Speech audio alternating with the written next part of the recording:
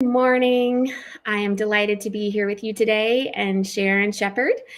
She will be a speaker at our 24 Women's Retreat and leading our sexual abuse tract, most of our sessions there on that. And so I wanted to interview her today, and we're going to be talking about a very heavy subject. So I want to give a disclaimer before we even begin the interview that this is a very heavy subject. It can be very triggering. So if you need to take a break and step away for a minute, that's fine, and come back and watch. But just want to let you know. But I also want to invite you to please listen to this if you are a people helper. That means advocate, support group leader, because it is so important for you to understand how sexual abuse, childhood sexual abuse survivors, and how they're impacted to end up in domestic violence and how you can walk with them through the whole healing process. I would say this is crucial for you to hear as well. So let's get started and let's talk about this so you can understand why we are doing a track at domestic abuse healing retreat on childhood sexual abuse, because there's a huge intersection between the two. So Sharon, can you go ahead and introduce yourself? Yes, I can, Lauren. So I'm Sharon Sheppard. I am a licensed marriage and family therapist. About 4 years ago, I transitioned to working exclusively with clients who have a history of trauma. And my specialized area of concentration is childhood sexual abuse. So at any given time, probably 80% of my clients, childhood sexual abuse is the presenting trauma. I have my office, I have a group practice. My office is in Wake Forest. We relocated there last year from Raleigh. And the folks that work with me, they are also specialists in trauma. So that's exclusively what we do. That's awesome. And Joy wanted me to make sure I gave a huge plug. She has a workbook, y'all, that is Yes. amazing for childhood sexual abuse survivors. And Joy is like, I love that workbook. It's so solid. And she's like, please, Lauren, make sure you give a huge plug for that. Yeah, so the workbook, it is in publication right now. It's running a little bit behind, which those things tend to do. I'm hopeful that it'll be finished by retreat time, but can't guarantee that. So. Yes. Well, I'm so glad that you're coming. And this topic is so important. And it's really near and dear to my heart. And I think it's so amazing that we're offering this. So many women that are victims of childhood sexual abuse end up in domestic abuse. It's very Mhm, common. mhm, I personally am a childhood sexual abuse survivor and ended up in domestic abuse. And not only that, I couldn't see it as domestic abuse because I was a childhood sexual abuse survivor. And mhm, until I dealt with that, I could never even understand what domestic abuse was. So we're mhm, going to talk about that today and how this happens. So common. I've met so many other women that we serve mhm. that they just didn't know because of the impacts of being a childhood sexual abuse survivor. So let's talk about that. Let's start at the very beginning. Let's go through what you were telling about a statistic. So let's talk Mhm. about the impacts of childhood sexual abuse. Yes, so there are many impacts of childhood sexual abuse. So when a child is sexually abused, they develop what we call complex trauma, and it can develop into, most often develops into complex PTSD. What keeps that from happening, developing into complex PTSD and having lingering effects from the trauma, is having a really strong support system, someone that you can turn to and say, "Hey, this happened to me, and I'm a child. I don't know what to do with this. I just know that something bad happened," because children don't even typically understand sexual behavior, but it is innately in us because of the way God made us, that we know that when something is wrong, that's been done to us. So most often, children will not report to someone because there are several reasons. Their perpetrator will threaten them or threaten their family.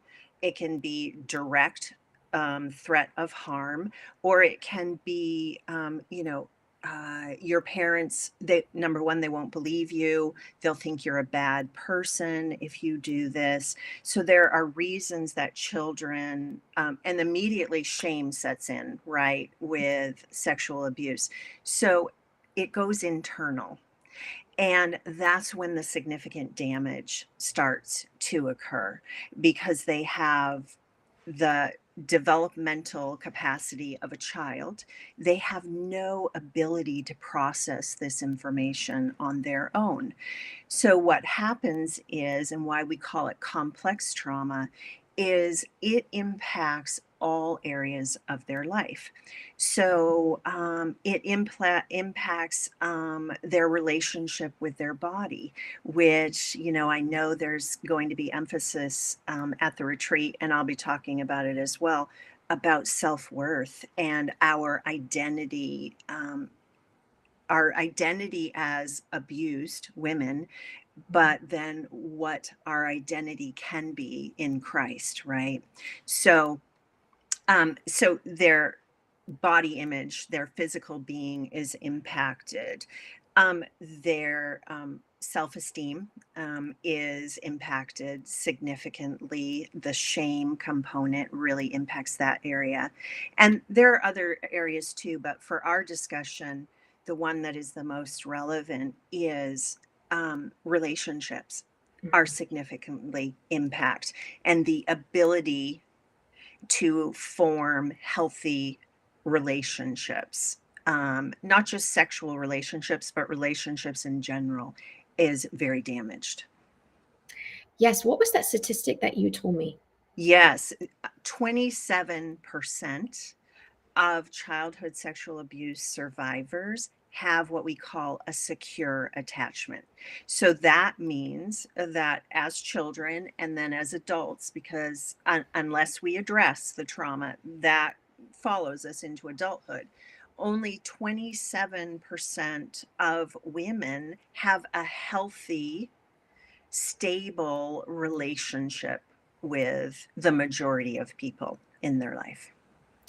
And that's really hard when you're looking at dating and marriage Yes. relationships when you don't have a secure attachment.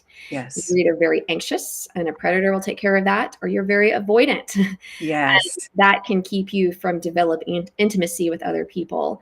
And let's talk a little bit more as we talked about why that is there's an insecure attachment or Mhm. unhealthy attachment, because we have to understand the why and the root of it to be able to deal with it. So, why do they develop an insecure attachment?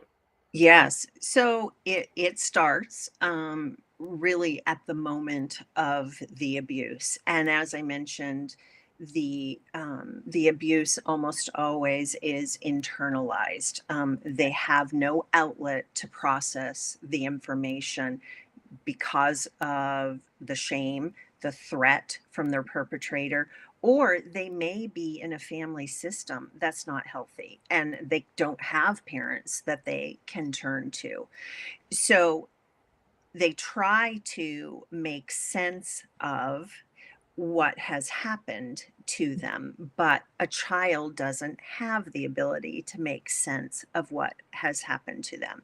When we have secure attachments, when we have someone that we can turn to, we can talk to, we feel free to open up to, that person gives us the assurance that number one, we're safe in this relationship to be able to talk about these things without being judged. And secondly, the child is believed. Mhm. And thirdly, they're offered support. They're offered a way to process this information. So, attachment starts very early in life. Our primary attachment is typically with our mother, because that's the person who gave birth to us. And there are lots of things that impact healthy attachment. But for childhood sexual abuse, it's those components of, if we don't have a safe person to attach to. A secure attachment is the ability to feel safe and connected to someone.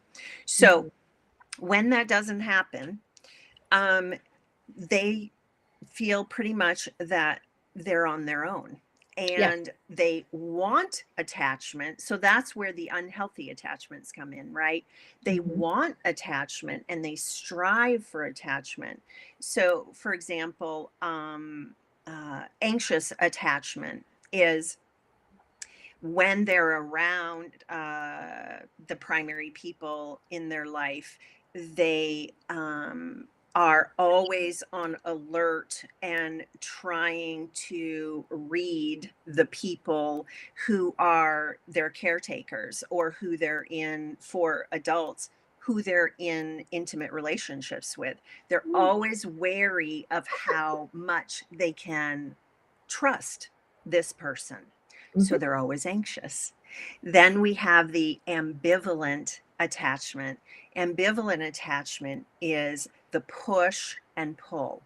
I want to be close to you, but I'm afraid to be close to you. So they pull away. So they'll get close to somebody, but then they'll retreat because they get overwhelmed by being attached, by being close to someone. So the fear causes them to pull away. Then there is a third attachment style, and that's disorganized attachment.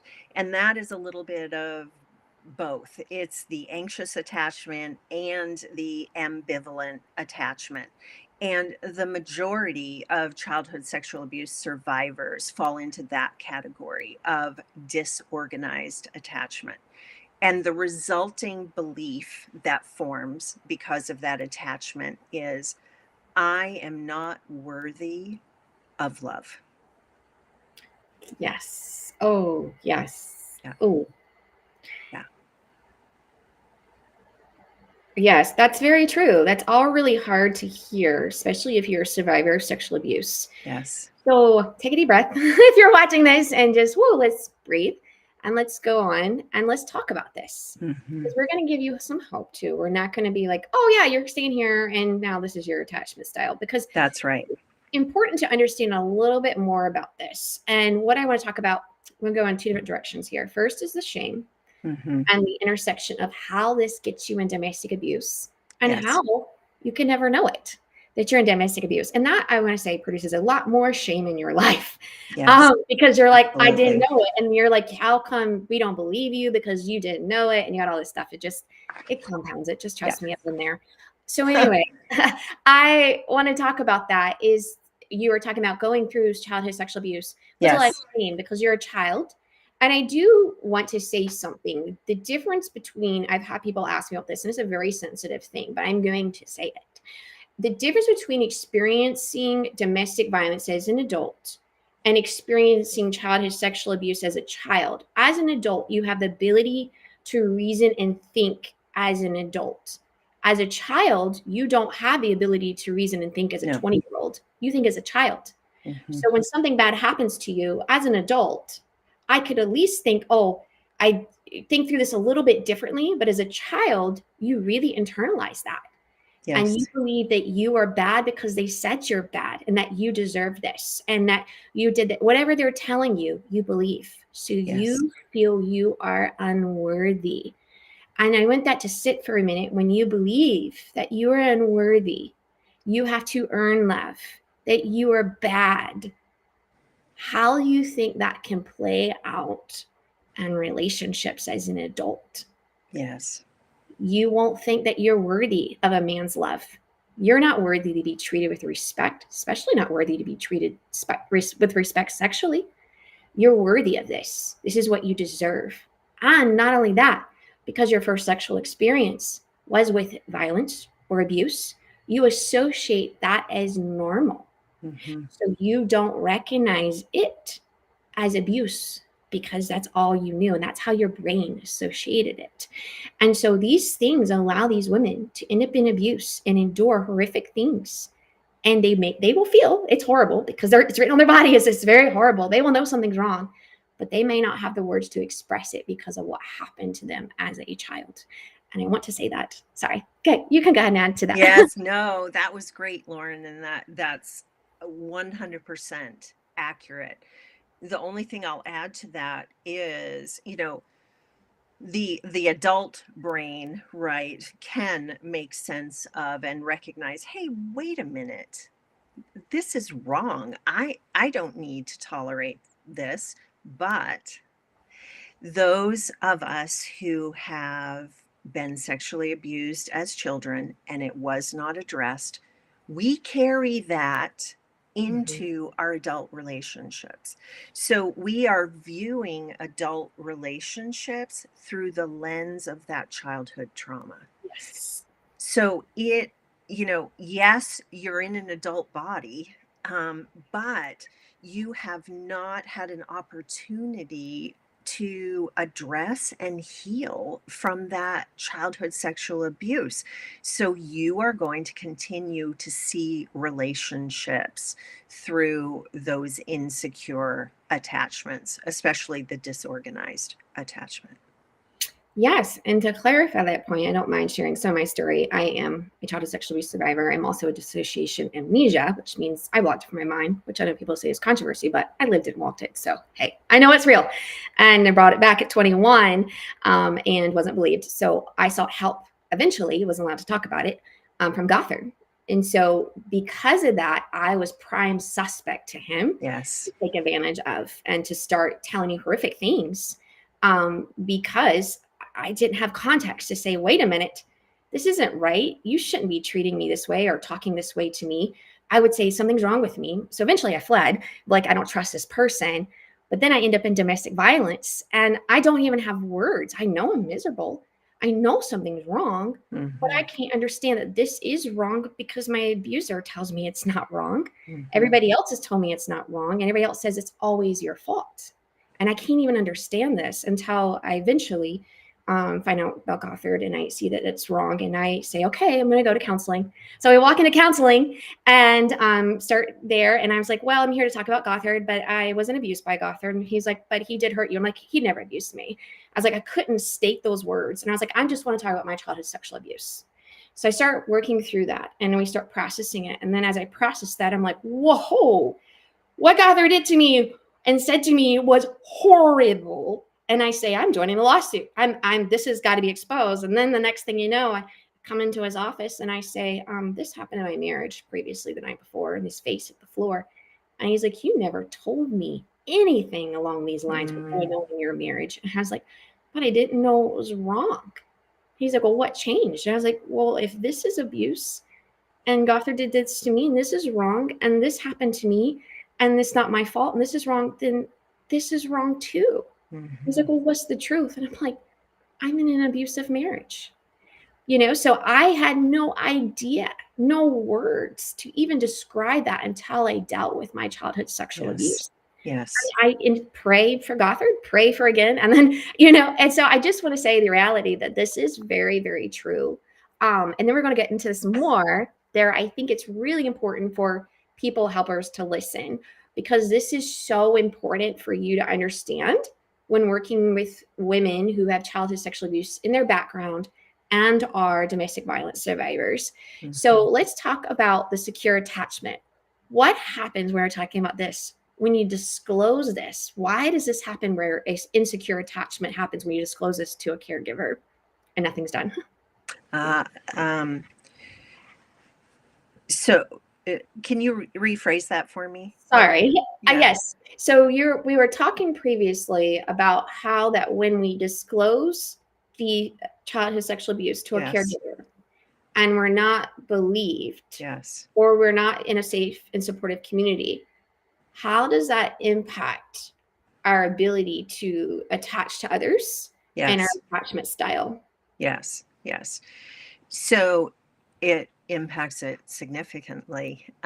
If if we, our parents or our grandparents, if they're taking care of us, or a guardian, whoever it may be, the people who are in charge of caring for us, if they don't believe us, or if they're not safe people because of how they have treated us, maybe there's, emotional abuse, or just they are struggling with things themselves and we don't feel safe going to them, or we've been threatened that if we go to them, something bad will happen. Um, and there's one other thing that I think is important to loop into this. Um, for children who are abused by someone, and a good percentage of children are, they're abused by someone who is supposed to be taking care of them. Mm-hmm. What are they supposed to do with that? That shatters any ability to have a secure attachment, because you thought this was a safe person, be it a parent or a grandparent, an uncle or an aunt, whoever it may be, but someone in our life who we have relied on to take care of us and protect us, abuses us. That turns our world upside down. So when we don't have those healthy attachments, when the abuse occurs, we are unable to feel safe in any relationship. And that manifests itself, in particular as adults, it manifests itself in our most intimate relationships, if we're able to form intimate relationships. For some people, they're not able to because of their sexual abuse. But for folks who are in intimate relationships, the idea of trusting that person and feeling safe is extremely damaged. Um, but okay, so there's that piece of it. But then there's the other track of it. I talked about, some people aren't able to form relationships because of what happened in their childhood. So they're averse to any relationship. But for survivors who do form relationships, they're forming relationships through a distorted lens. They're forming relationships through the lens of their trauma. So, what has their trauma told them? We're talking about shame. And when we look at shame, shame is telling us that everything is my fault, Mm-hmm. Mm-hmm. Mm-hmm. right? I deserve what happens to me. This person is saying they're a safe person. So, do I trust them? I want to have a secure attachment. So, they're telling me they're safe. So, I'm going to try to believe that they're safe. And that loops back to there must be something wrong with me. Yes. My abuser's telling me that this is you made me do this. Very similar to what childhood sexual abuse predators say, right? This, they will often say, it was what you were wearing, or you were coming on to me.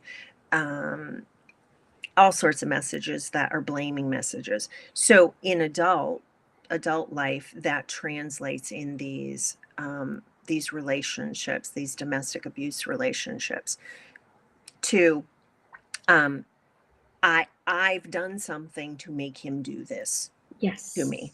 Yes. Mm-hmm. I've done something to make him do this to me.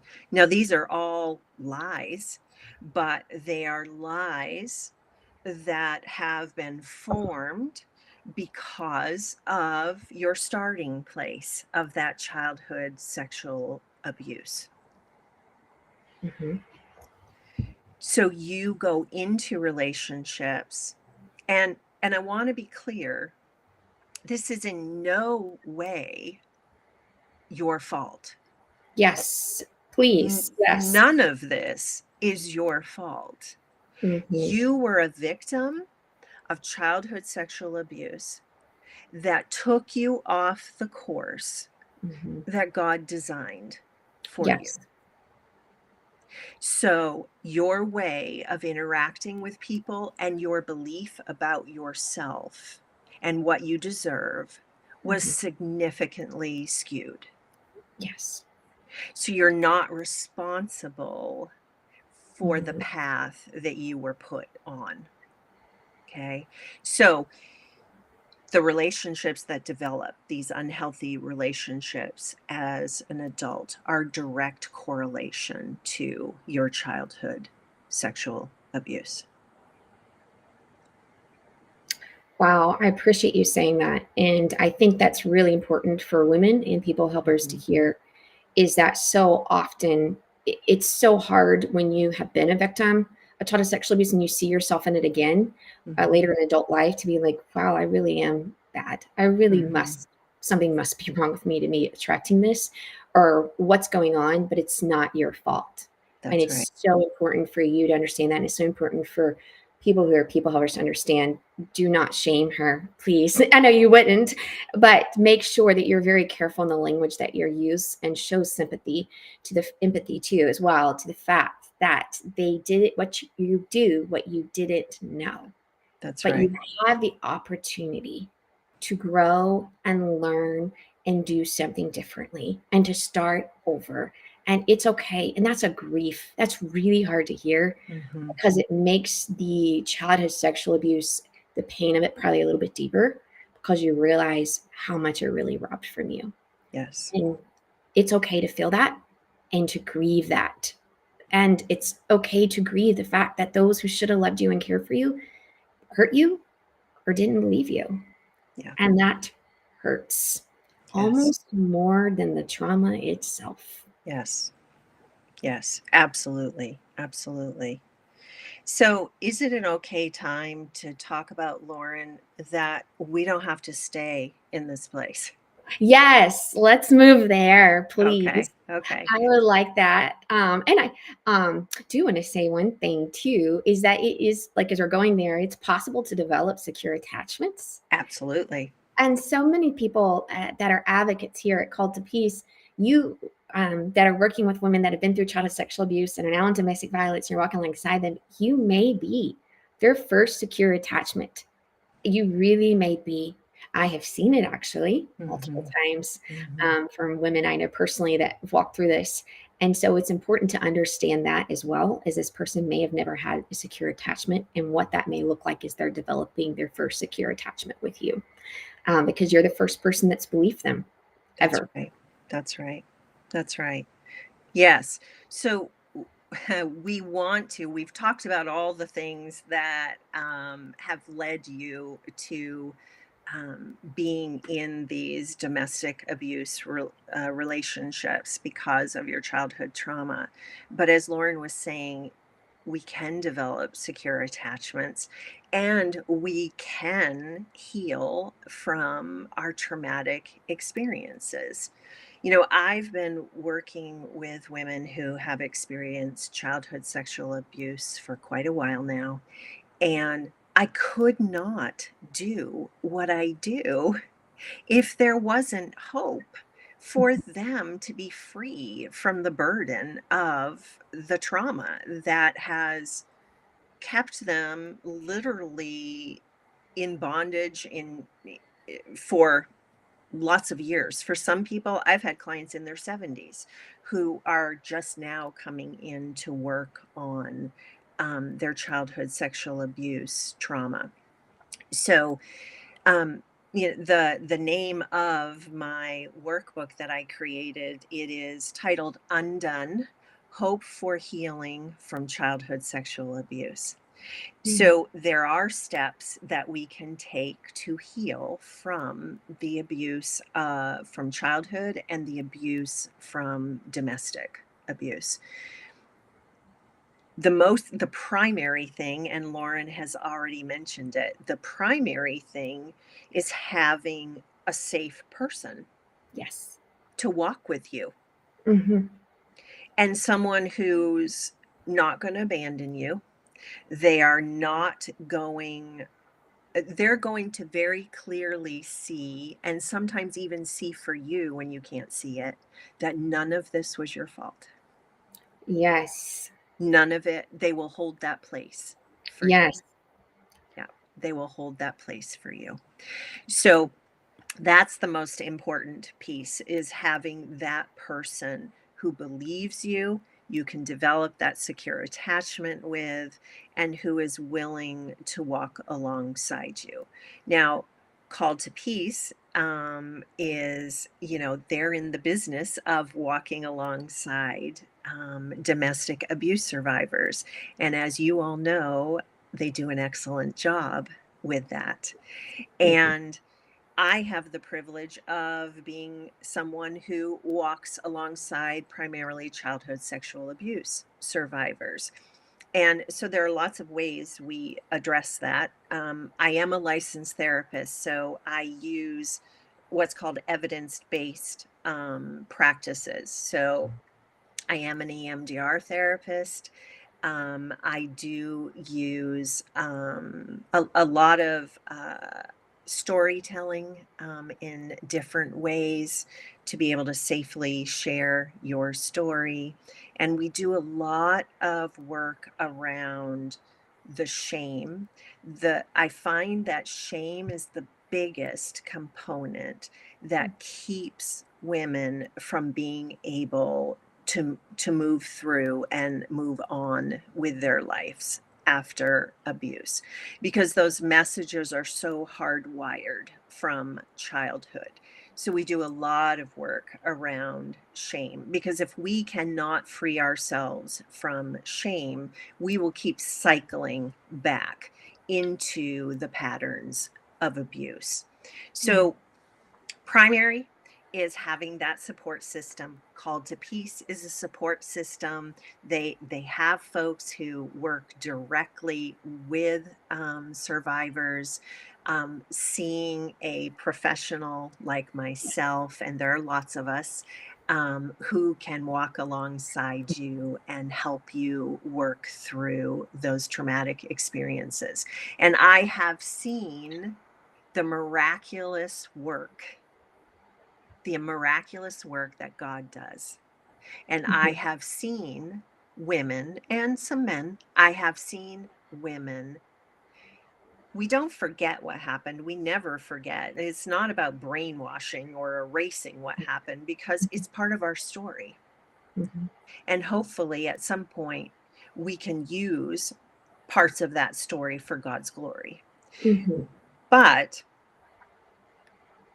we never forget the story, but what we can do is we can weave that story into our overall positive life story going forward.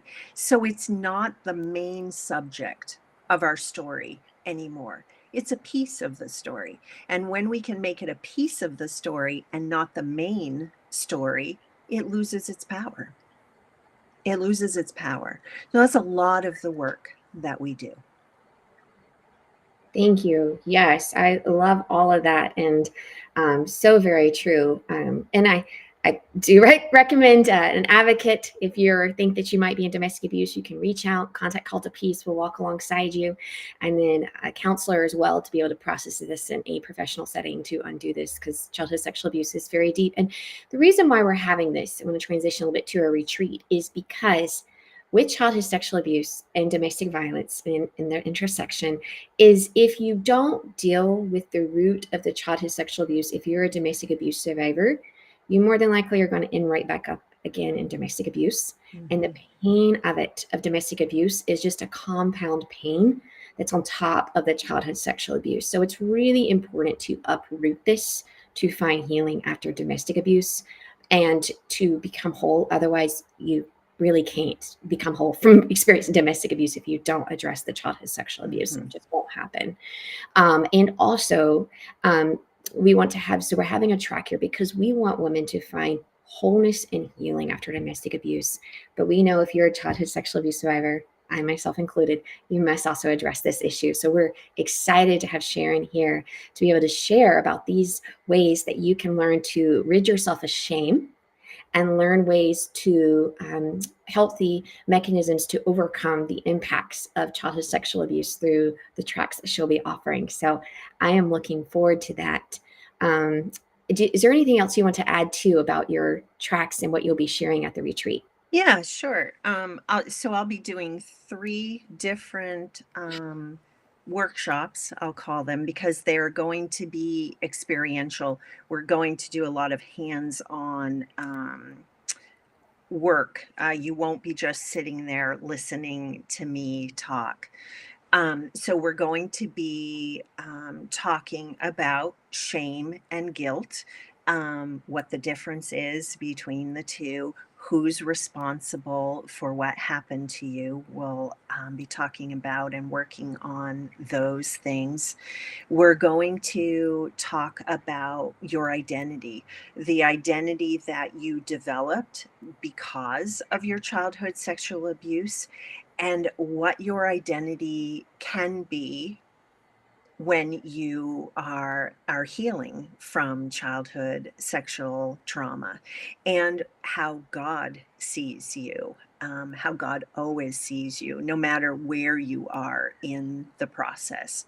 And then the last workshop is going to be one that gives some really practical tools for managing some of, I call them obstacles that come up while you're in the midst of working through your trauma, with, a therapist, with Call to Peace, advocate, whoever you may be working with, some tools to manage flashbacks, addressing depression, panic attacks, anxiety. We're going to talk about literal practical tools to help you manage those things. So those will be the three different workshops that we'll be doing.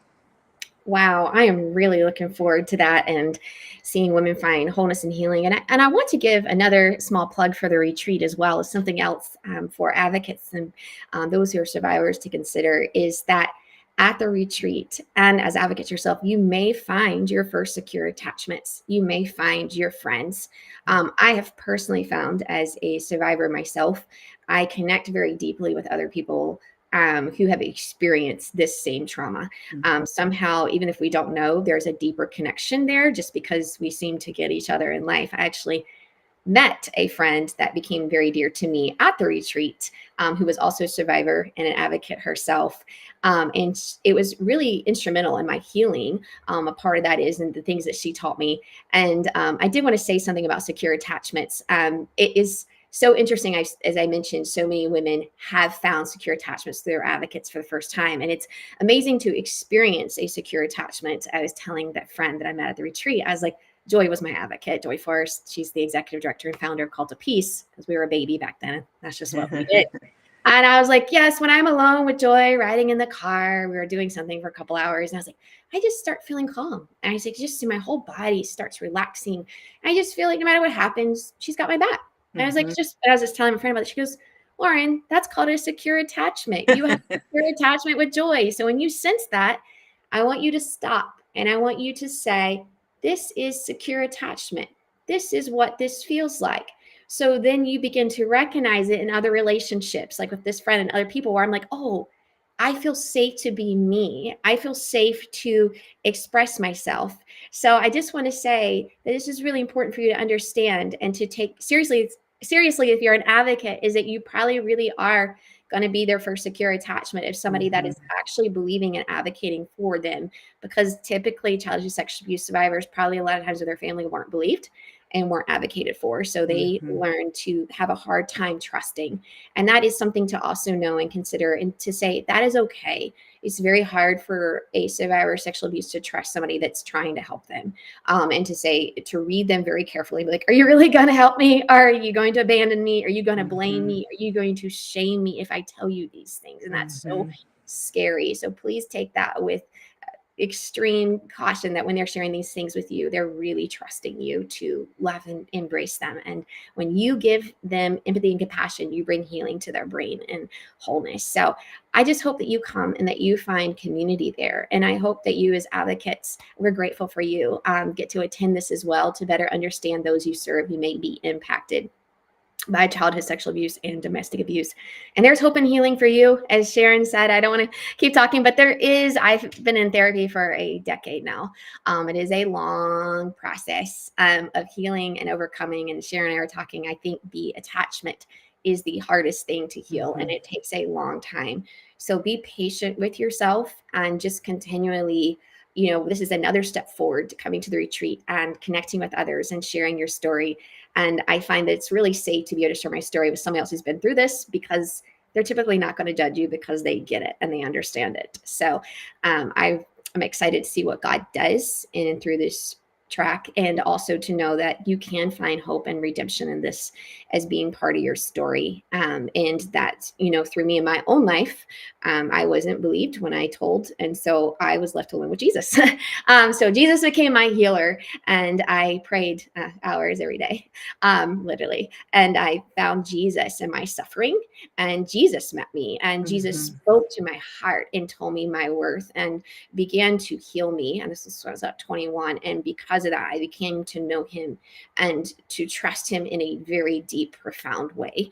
And I would never trade that experience with Jesus for anything in the world, because I had him by my back, and that experience of knowing him so deeply, that has carried me through the whole Gothard incidents and the domestic violence I've been through. Is always, I go back to cling to Jesus, because I know that he loves me and I know where he is, and I would never exchange as horrible as abuse is, exchange that experience of knowing God deeper for that, because his life is short, and I'd rather know Jesus deeper than anything else. And so I just want to give that hope, that there is hope there for you. And I'm sorry that you have endured this. If you are watching this, my heart goes out to you. I'm so sorry. I know it's extremely painful, but there's hope and healing for you. And thank you, Sharon, for coming to this retreat. And there's one last thing I have to say, sorry, is that will be one other session for sexual abuse survivors on ritual abuse.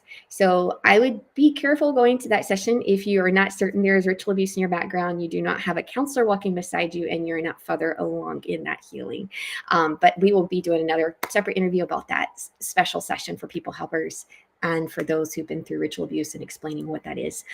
So I am really looking forward to you coming. Is there anything else, Sharon, that you would like to add? I just want to add, just to add on to what Lauren said, I'm also a childhood sexual abuse survivor, and I was in an abusive marriage as well. So I obviously will be at the retreat, and I want to be there for you as well. So feel free to reach out to me while we're there and connect. I want to support you in any way that I can. And I think, we do form, we have our own little tribe, those of us who have gone through childhood sexual abuse and domestic abuse. And we share a bond that can be really powerful. Yes. So Lauren and I are there for you. The advocates are there for you. And I just look forward to seeing you all at the retreat in May. Me too. Well, thank you so much, Sharon, for joining us and for sharing your heart today. I appreciate you so much. And this has been a wonderful conversation, hard but beautiful. So If y'all have any questions later, I know it's kind of hard to probably put here out publicly, but feel free to reach out to Sharon. I can drop a link to contact her. If you're watching this, there's links to sign up in the top of this post for the retreat, and as well as apply for a scholarship if you need one. So thank you very much. I hope all y'all have a beautiful day.